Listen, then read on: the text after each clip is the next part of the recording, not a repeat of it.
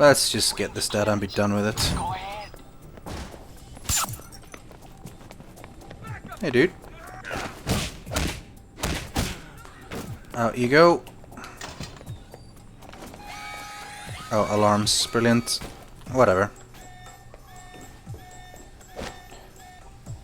There we go.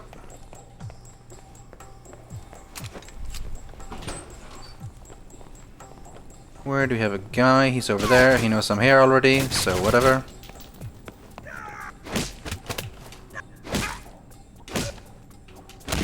There we go. Punch him in the face a couple of times. He should have solved most problems. Back into the medical bay.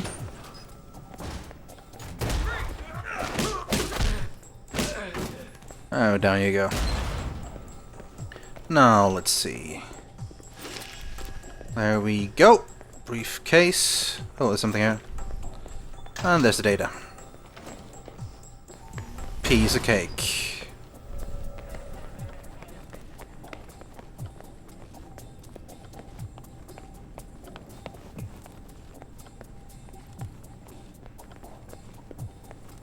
Let's get some healing done. Now we're fine.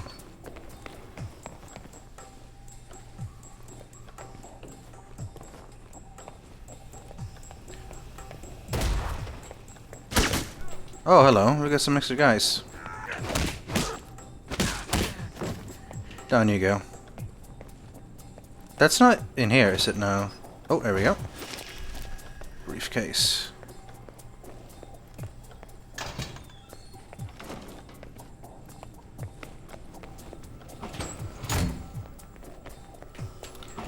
Done and dusted.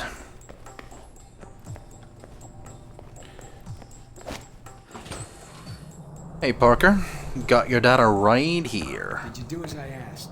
Got the data, no problem. I'll download it from your PDA. Were you seen? Not enough to reveal what I was doing. Now that you have this file, anything you can tell me about my real assignment? You're going to the Middle East to recover stolen prototype missile technology. Your probability of success is in the lower 20th percentile. Wait, I'm going to the Middle East? I've downloaded intel onto your PDA. That should prove useful when you reach your destination. So that's all I get from you then?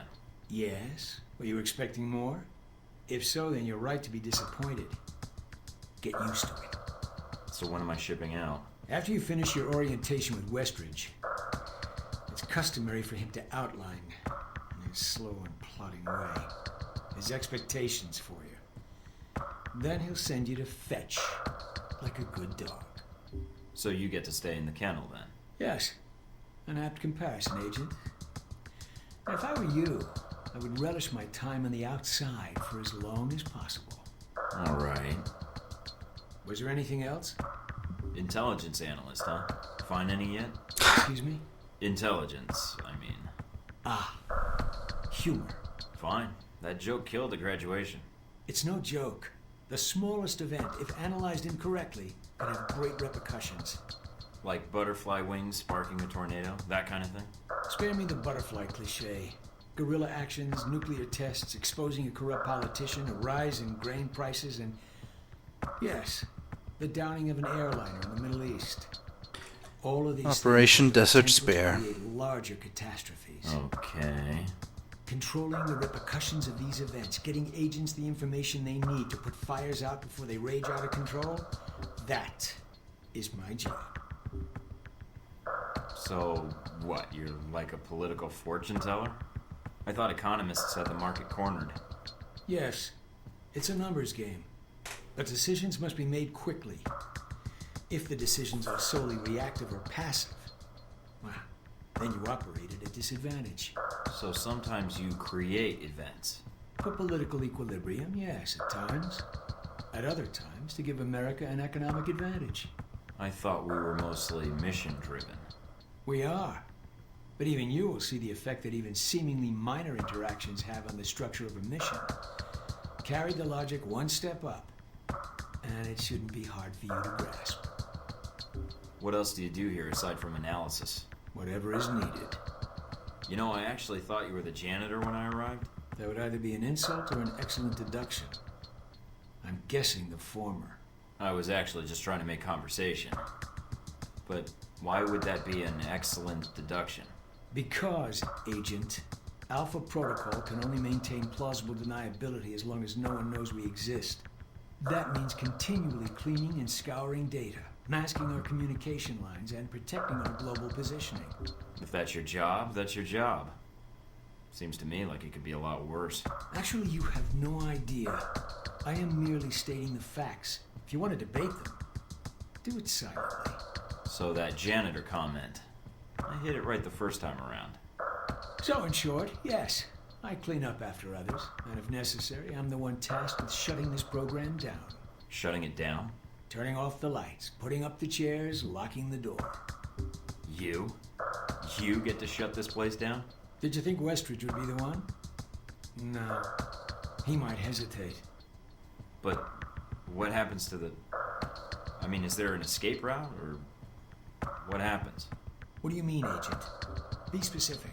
I dislike dancing around an issue if one exists. What happens to the people? Expendable. Are you serious? You are serious. You sound like you've done this before. If I have, it's classified. Or perhaps I'm joking. I don't think he's joking. I think I've answered all your questions. Some of them, yeah. The others can wait. So, Alan Parker. Some desk jockey, but I have the feeling he knows a lot and he's kind of might be a dangerous person. Right, Westridge. How's for that final interrogation room? A little chat.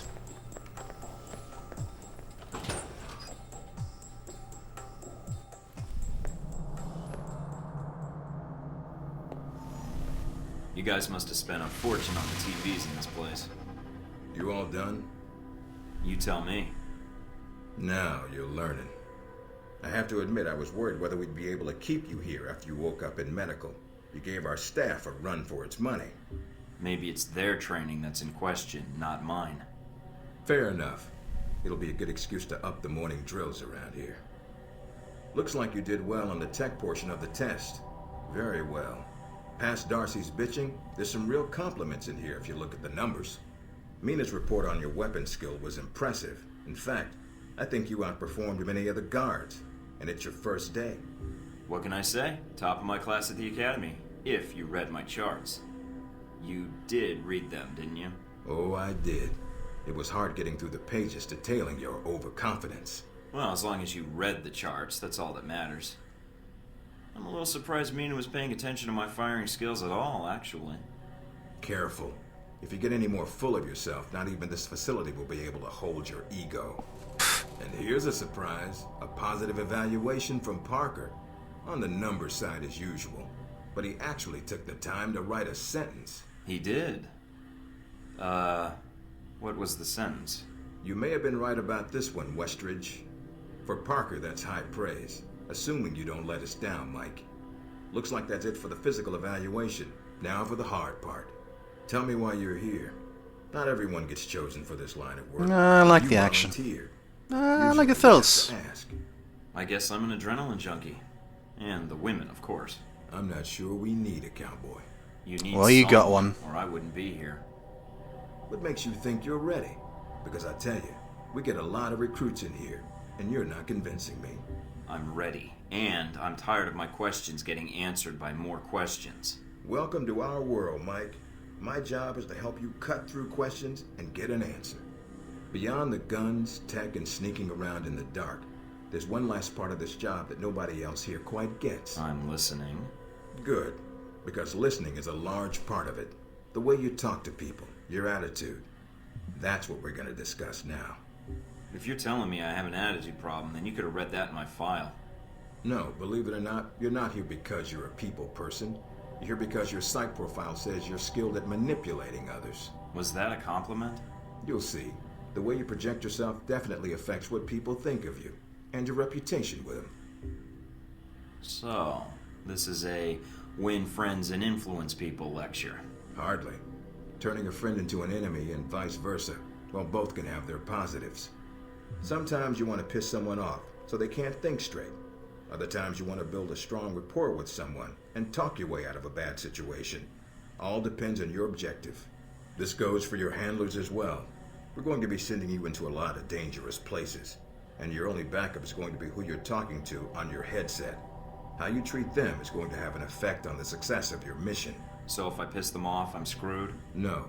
A handler that likes you too much and puts emotions before the mission can be just as dangerous as one who resents you.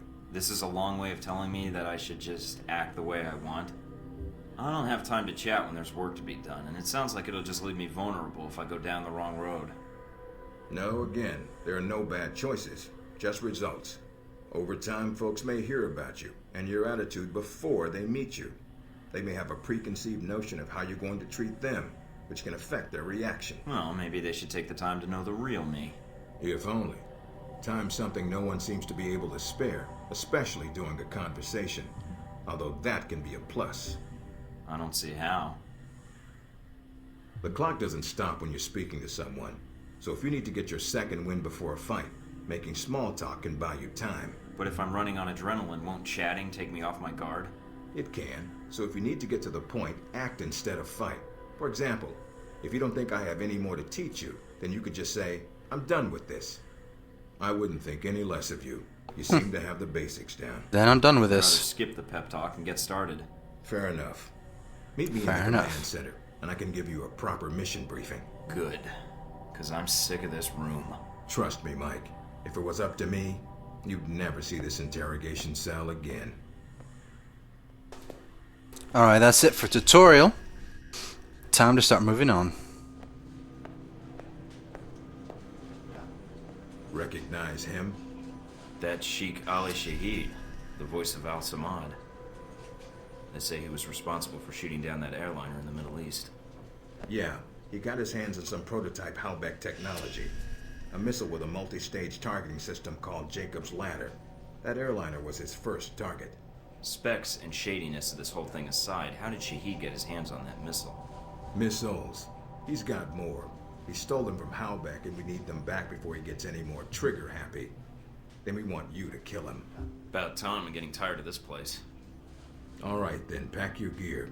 You're heading to Saudi Arabia. Not coming with me? I'll be there in spirit, and on video and radio when needed, Agent. And I just got here. Oh, well, I'm gonna miss this place. I doubt it. I'll contact you when you reach Saudi Arabia.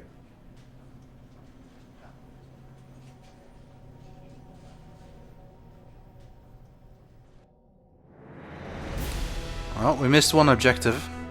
We got a whole bunch of cash and a bit of XP.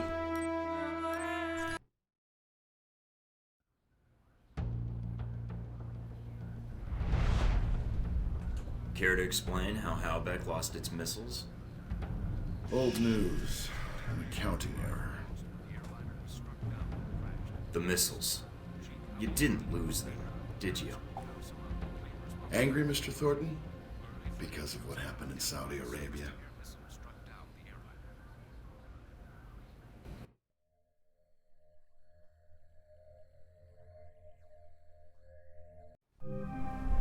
Mike, can you read me?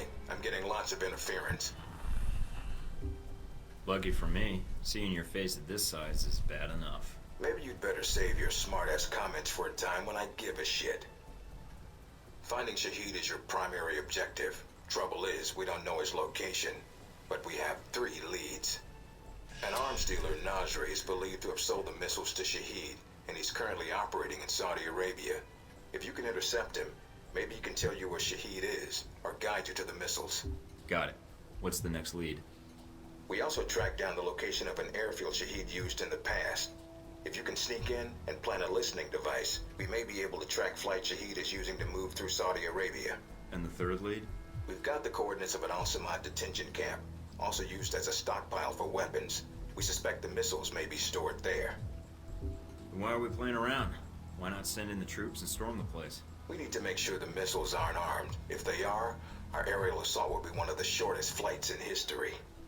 We'll want you to go in alone, recon the area, and shut down their radar and communications. Once that's down, we can call in air support and hit the camp hard. No pressure. And no backup. Get used to it. It's the job.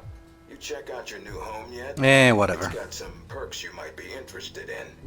I think I can figure things out from here, sir. What? Wait. Level up. We've got 12 AP.